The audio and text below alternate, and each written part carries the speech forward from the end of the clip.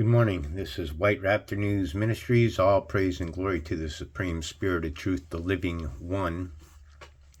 The point of singularity, the All, the Almighty, the all you can see and all you cannot see, the visible and invisible, the perpetual force that moves all things in place, the eternal, the self, perpetual, creator. Give praise. The creator is truly worth all the praise. When you come into the enlightenment of understanding God, you understand His children, you understand this plane, you understand this existence. Okay? You got to understand that the Supreme Spirit created a spiritual realm.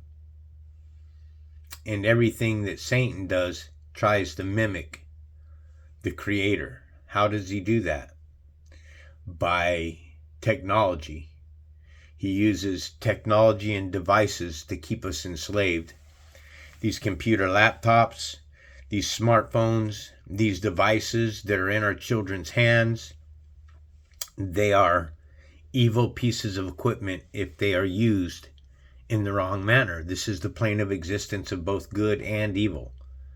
So, Jesus, when in Mark, a man runs up to Jesus and he says, "Good teacher, what must I do to inherit eternal life?" And Jesus turned to him and replied and said, "Why do you call me good? None are good but God alone."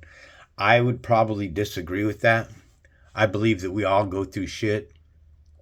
I believe we have to go to our trials to find the better side of us, but there is good that dwells in us. And the reason why I say that, my claim to that, is because this is the plane of existence of both good and evil. Okay? It was the tree of knowledge of good and evil. So mostly evil runs this realm and tries to bring us down. Children of light, children with souls that have been trapped, encapsulated inside of the flesh suit. So this is what we're trying to do. We want to escape the flesh. If you love the world, then you're an enemy to God. If you love the world, then you love the flesh. If you love war, then you're an enemy to God. If you can't put it together about the word soldier and how it's spelt, because it gives a G-E-R sound, okay? Nowhere in the word soldier do you have a G that can get you to that sound. So you got to ask yourself, why is the word die in soldier? Why is the word soul in soldier? And when you tell people this, that the soul dies when you go off to war, when you kill somebody, you're going to be sent back home with, if you live through it all, then you're going to be sent back home with a great deal of PTSD. You're going to have this eternal voice in your head. More than likely, you're going to end up on the streets. You're going to become homeless. You're going to be, because this is how the Creator is going to punish you. Okay? You don't get to go and kill somebody and then not come back and have discord within your mind. That's the way it works. You must understand that the brain itself is nothing but an antenna to the spiritual world. There is a higher you, and the real you, when you look in the mirror and you look at yourself, that is not the real you. The real you, the spiritual you, the soul, is trapped inside of the flesh suit. And then when your soul, your spirit, looks in the mirror and it sees your flesh, you start serving the flesh. You think, oh, my flesh is so beautiful. Oh, I'm so good looking. Oh, I'm so hot. And you go through these stages. Well, that's not a humble heart. So this is how you got to understand, is that your soul, your spirit self, is trapped in your flesh suit. When you're born into this plane of existence, you're born into death. I showed you pictures of Clint Eastwood at 93. All right, he's all hunched over. You know, you can tell that he's shot out. His years are done. 93 years, good for him. He lived 93 years. But what good is it to inherit the world, have fame, all the money in the world, and then lose your soul? Just, it doesn't make any sense. So understand that this plane of existence we live on is the plane of existence of both good and evil. Good does exist on this plane of existence, but evil is hiding that which is good from us. People like me who are trying to bring a message about the Supreme Creator, not that I'm a glory man, I have good qualities, I've done good things, I've done kind acts, but does that make me completely good? No, because I've transgressed the laws. So I'm in deep repentance all the time to the things that I've done. So here we're at 2 Samuel chapter 2, David anointed king over Judah. In the course of time, David inquired of the Lord. And remember, the Lord to the Israelites is Yahweh, Yah or Yahweh. Those are the names that are given to the Lord. Shall I go up to one of the towns of Judah? He asked. So now we have David who's speaking with the Lord. This is not the spirit. This is a man in flesh. This is a spiritual man inside of flesh. Now, if you go to English gematria, also Donald Trump without his vowels in there, Donald J. Trump without vowels comes to 666. And then you have God of Israel. God of Israel is Yahweh, and God of Israel comes to 666. So that's just something for you to look at too when you're looking up to the Lord here. The Lord said, go up. David asked, where shall I go? To Hebron, the Lord answered. So David went up there with 2 wives, Ahinoam of Jezreel, and Abigail, the widow of Nabal of Carmel. David also took the men who were with him, each with his family, and they settled in Hebron and its towns. Then the men of Judah came to Hebron, and there they anointed David king over all the tribes of Judah. When David was told that it was the men of Jabesh Gilead who had buried Saul, he sent messengers to them to say to them, the Lord bless you for showing this kindness to Saul, your master, by burying him. May the Lord now show you kindness and faithfulness, and I too will show you the same favor because you have done this. Now then, be strong and brave, for Saul, your master, is dead, and the people of Judah have anointed me king over them. War between the house of David and Saul. Meanwhile, Abner, son of Ner, the commander of Saul's army, had taken Ish-Bosheth, son of Saul, and brought him over to Mahanaim. He made him king over Gilead, Asherai, and Jezreel, and also over Ephraim, Benjamin, and all Israel. Ish-Bosheth, son of Saul, was 40 years old when he became king over Israel, and he reigned 2 years. The tribe of Judah, however, remained loyal to David. The length of David was king in Hebron over Judah was 7 years and 6 months. Abner, son of Ner, together with the men of Ish-Bosheth, son of Saul, left Mahanaim and went to Gibeon. Joab, son of Zeruiah, and David's men went out and met them at the pool of Gibeon. One group sat down on one side of the pool and one group on the other side. Then Abner said to Joab, let's have some of our young men get up and fight hand to hand in front of us, pitting your brothers against one another. It reminds me of a story when I was very young, me and my cousin Ralph, and there was this other black kid, and there was a bully in the street, and me and my cousin, we pitted. That's probably the only thing that I ever did that was probably the wrong act was pitting a black man against this other bully guy. And the black guy, I don't remember who he is, his name or anything like that, but he duked that white guy down. He whooped his ass, where probably my cousin and I would have got our asses whooped.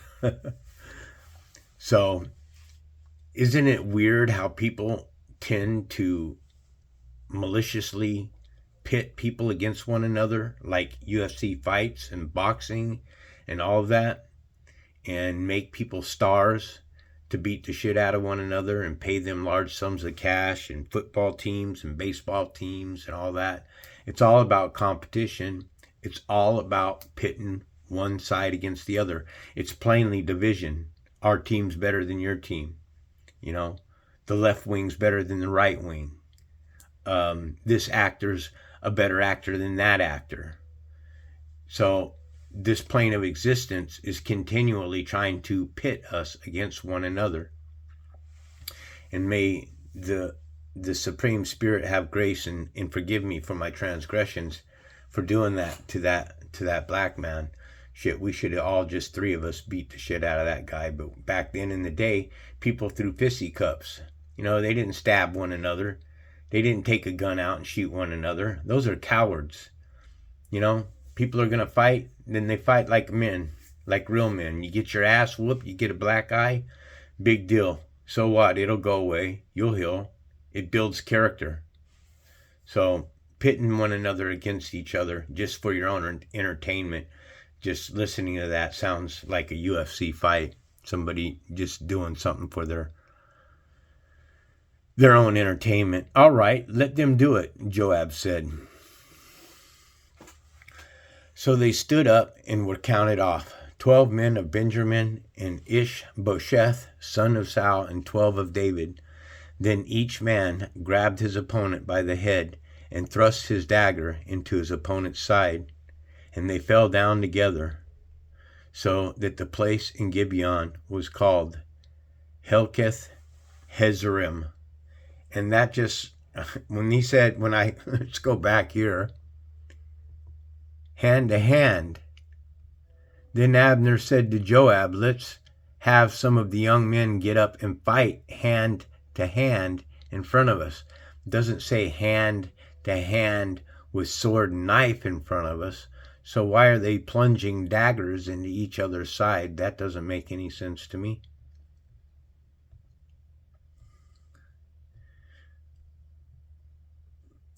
The battle that day was very fierce, and Abner and the Israelites were defeated by David's men. The three sons of Zeruiah were there, Joab, Abishai, and Ashiel. Now Ashiel was as fleet-footed as a wild gazelle. He chased Abner, turning neither to the right nor to the left as he pursued him. Abner looked behind him and asked, "Is that you, Ashiel?" "It is," he answered. Then Abner said to him, "Turn aside to the right or to the left. Take on one of the young men and strip him of his weapons." But Ashiel would not stop chasing him. Again Abner warned Ashiel, "Stop chasing me. Why should I strike you down? How could I look your brother Joab in the face?" But Ashiel refused to give up on the pursuit, so Abner thrust the butt of his spear into Ashiel's stomach, and the spear came out through his back. He fell there and died on the spot, and every man stopped when he came to the place where Ashiel had fallen and died. But Joab and Abishai pursued Abner, and as the sun was setting, they came to the hill of Ammah, near Giah, on the way to the wastelands of Gibeon. Then the men of Benjamin rallied behind Abner. They formed themselves into a group and took their stand on top of a hill. Abner called out, "Joab, must the sword devour forever? Don't you realize that this will end in bitterness?" How long before you order your men to stop pursuing their fellow Israelites? And that's what it's all about. Israelites killing Israelites. Tribe against tribe. You have 12 tribes and you guys are all fighting one another all the time. Clearly, this Bible is showing us that you guys are fighting and killing one another. You're supposed to be a unit with one another. Until that unit comes together, then you can't have what's rightfully yours. Division will always exist. I don't know that all 12 tribes of Israel can ever come together. It's saying that they're supposed to in the Bible, but I don't know. I honestly don't know. I can't say whether all the tribes of Israel, it says so in the Bible that they will, that there will be an awakening, that those that cling to the voice of the Lord will find victory. So Joab answered, as surely as God lives, if you had not spoken, the men would have continued pursuing them until morning. So Joab blew the trumpet, and all the troops came to a halt. They no longer pursued Israel, nor did they fight any more. All that night Abner and his men marched through the Arabah. They crossed the Jordan, continued through the morning hours, and came to Mahanaim. Then Joab stopped pursuing Abner and assembled the whole army. Beside Asahel, 19 of David's men were found missing, but David's men had killed 360 Benjamites who were with Abner.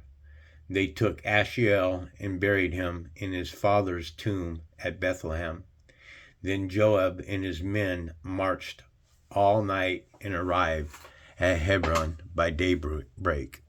It seems that the Benjamites get the worst end. They take a lot of ass whippings in this Bible, by the way.